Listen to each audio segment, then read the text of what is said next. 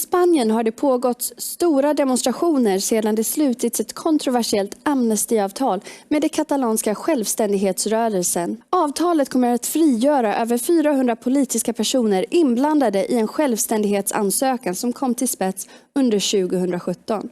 Det innebär att katalanska separatister som låg bakom självständighetsansökan inte kommer att åtalas för landsförräderi. I avtalet ingår även katalanska poliser som utkämpat våld mot antiseparatistiska aktivister. Folkomröstningen om Kataloniens självständighet förklarades olaglig av spanska domstolen och resulterade i Spaniens värsta politiska kris på årtionden. Riks har intervjuat Hermann Tertsch, ledamot för det nationalistiska partiet Vox i Europeiska parlamentet, om vad som händer i Spanien. Hello, fine to be here. So the papers have been saying that over 170,000 people have been protesting, and it's my understanding that it's even more people. Could you tell me why people are protesting right now?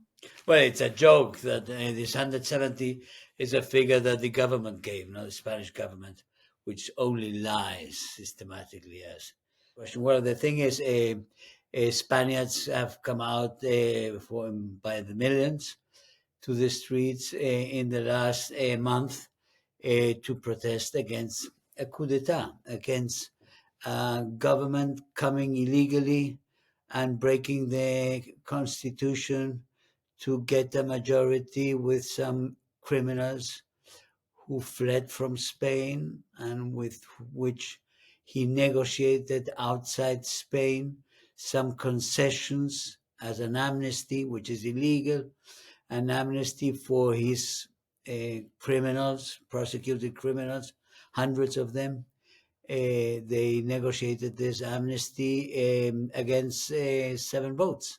Never in Spanish democracy had been seen what the police is doing now, the orders the police is given now, has been given orders that in Spain we did not have with democracy, not even against the most violent separatists and criminals, as I say.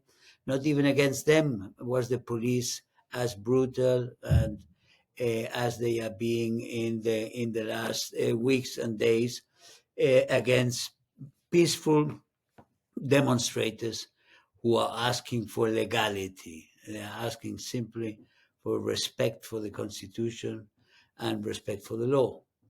Is this the reason why this so-called Catalan agreement is so controversial? Well, yeah, it's not a Catalan agreement. It's with a group which is it's a group of separatists. It's the fourth party in it's a minority party in Catalonia now. Junts. They have 7 votes in whole Spain. It's 1.6% of the electorate of the votes of the last elections. 1.6. They are deciding that the whole government goes into illegality, and it creates a situation of legal destruction where the whole democracy and the judges became illegitimated by an amnesty. They destroy their legitimacy. And the legitimacy is given to the criminals who made the plot against democracy and against the unity of Spain in 2017. It's an unseen event. It's a disastrous development, and naturally it makes one thing. It's that Puigdemont, who is the criminal who was leading this coup in 2017, and he fled Spain and has been since then here in Brussels.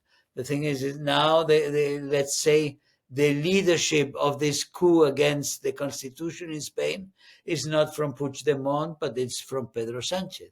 Sánchez is the main culprit now of a development which brings, as I say, a situation of practical unexistent situation of rule of law in Spain.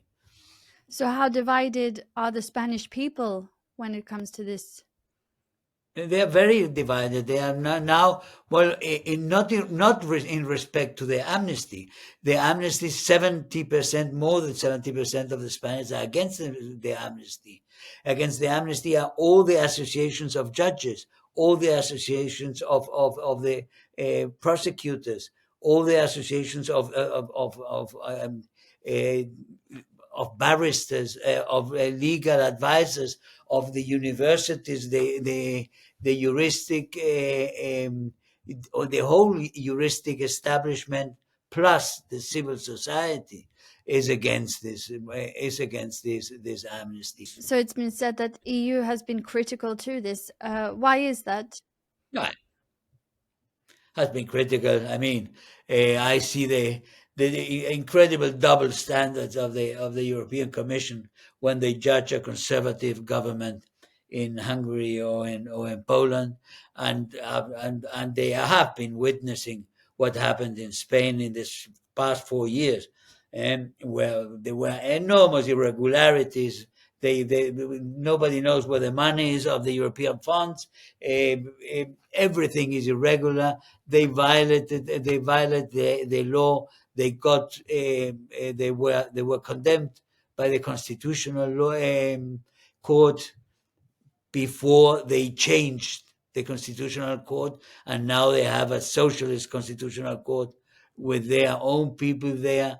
They have the public prosecutor is also people from the party. They have occupied all the system, all the judicial control in the country. They are pushing enormous pressure on the judges which try to be independent and to stay independent.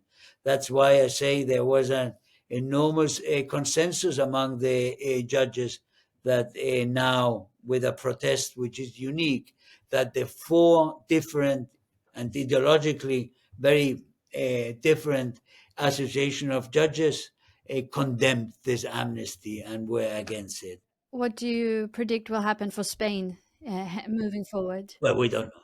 We don't know. We hope that we can first resist, that the people resist, even if the People's Party, as they always do, um, finally says that they don't want too much trouble and so on, and they finally would like to find an agreement with the legality, this illegal situation that the socialists have created, Pedro Sanchez and the communists and the separatists have created.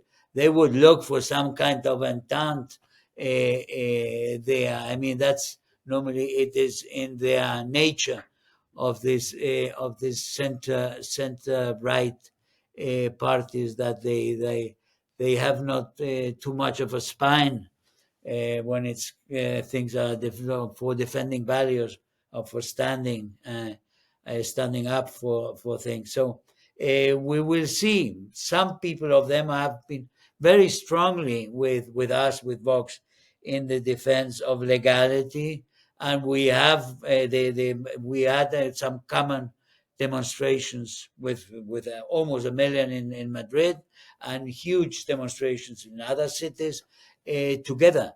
We will see how long the PP stands, but we are going to stand, and we are going to continuously evoke and remind everybody in the world that this man, Pedro Sanchez, this man who was now congratulated and thanked by Hamas after going to Israel to insult Israelis and to insult the government of Israel, calling it genocidal. This man who does this kind of things and who has such an understanding for Hamas has also an understanding for all kinds of terrorists in Spain or in South America, and this man is doing what he's doing in Spain, and that is he's closing the jail. That means every day something more is forbidden, or every day you get a fine for things that were allowed yesterday, like it is praying on the street, or like it is a shouting in front of the headquarters of the Socialist Party asking for legality. In this sense, we are going to stand and we are going to resist. And we think also it will be very helpful when we have a new European Parliament, with conservatives who stand for the law and who stand for freedom. And that if we have that, and we have an even-handed and playing ground for every country in this European Union. Thank you, Hermann Tertsch, for being here today. Thank you, Rebecca. My pleasure.